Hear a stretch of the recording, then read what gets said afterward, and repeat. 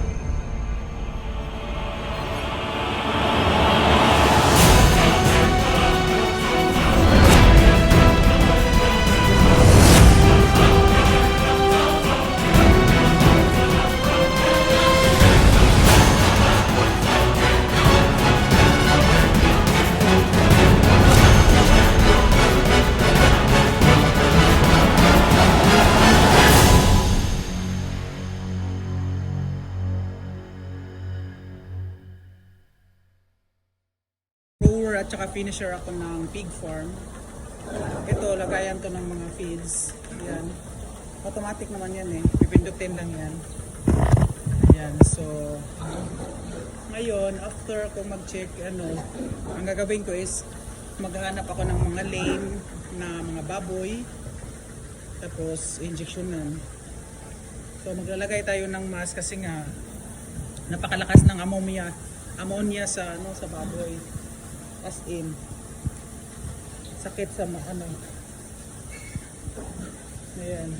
So nandito ako ngayon sa mga pa to, yan lang.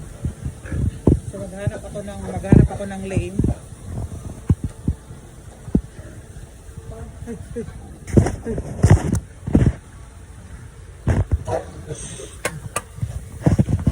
Tapos i-injection na natin. Napakaano ng mga dito kasi yung mga baboy may freedom sila ba, nakawala sila, napakaano nga maganda yung mga dito.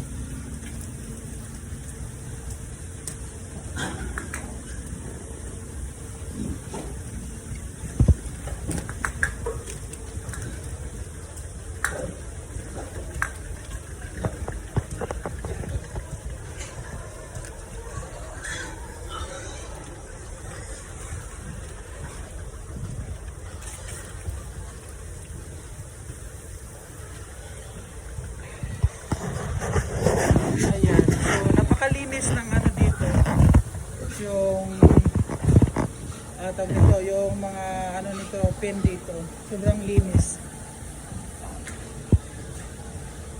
Ayan.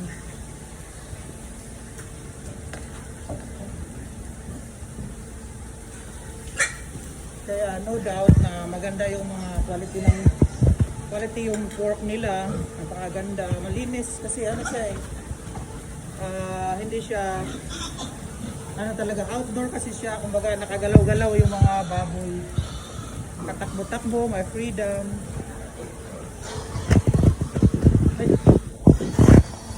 Ayan guys, so yun. So I'll see you on my next vlog. Thank you for subscribing on my YouTube channel guys. Okay? See you guys. Bye-bye.